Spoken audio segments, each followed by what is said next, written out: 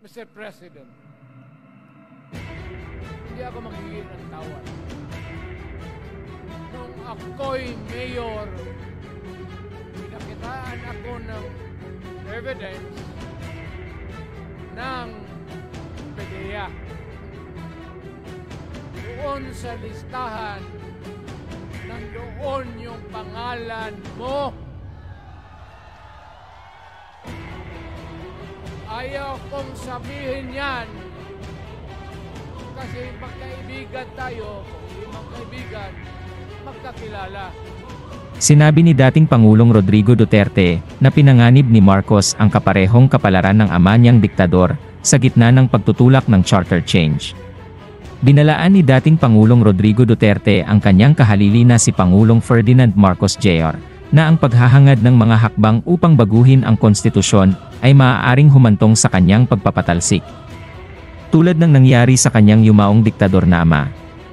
Sa isang maalab na talumpati noong Linggo ng gabi, inakusahan ni Duterte ang kanyang hinalinhan bilang isang adik sa droga. At sinusubukang amyendahan ang saligang batas upang pahabain ang kanyang termino sa panunungkulan. Pumapasok kayo ng alanganin. Mr. President, baka susunod ka sa dinaanan ng tatay mo. Diyan ako takot. Ayaw kong mangyari sa'yo yan, Duterte said at a prayer rally against charter change in Davao City, which coincided with the Bagong Pilipinas kick-off rally in Manila headlined Diwa Marcos. Binalaan din niya si Marcos na ang pagsuporta sa charter change ay maghahati sa bansa at magiging madugo. Ang mga pahayag ni Duterte ay lalong nagpalalim salamat sa pagitan ng kanyang angkan at ng mga Marcos na nagsanib sa 2022 national elections.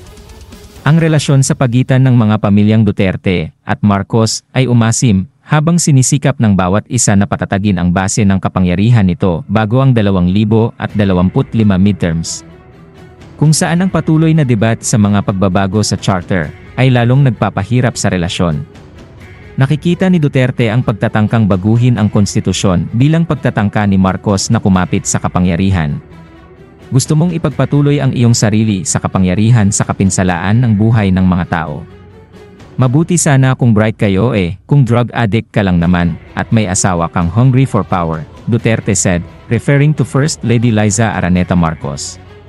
Sa isang pahayag noong Lunes ng umaga, sinabi ng Philippine Drug Enforcement Agency na si Marcos ay hindi kailanman nasa aming listahan ng bantayan.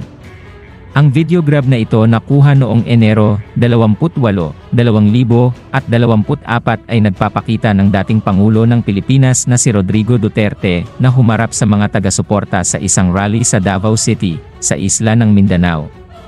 Ang mga taga-suporta ni Pangulong Ferdinand Marcos at ng kanyang hinalinhan na si Rodrigo Duterte ay nakatakdang magsagawa ng mga karibal na rally sa Enero 28. Bilang isang labanan sa konstitusyon ng bansa, ay nag-highlight ng isang lumalalim na lamat sa pagitan ng mga makapangyarihang angkan. Alam mo, iniiwasan ko ito. Itong panahon na ito talaga ang iniwasan ko kasi mapipilitan ako ngayon magsalita laban ng mga tao sa gobyerno. Alam mo, Mr. President, hindi ako maghingi ng tawad. Kagawan mo yan It is your responsibility sa sarili mo. What you do in this world binds you. Iyo yan.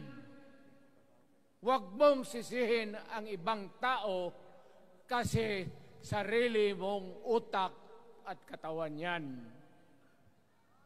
Nung ako'y mayor, pinakitaan ako ng evidence ng PDEA. Doon sa listahan, nandoon yung pangalan mo. Ayaw kong sabihin yan kasi magkaibigan tayo. Kung hindi magkaibigan, magkakilala. Ikaw pumapasok kayo ng alanganin. Mr. President, baka susunod ka sa dinaanan ng tatay mo. Diyan ako takot. Ayaw ko mangyari sa iyo yan. Pabor lang, ako namang nagmamakaawa kasi it will divide the nation at madugo itong panahon na ito.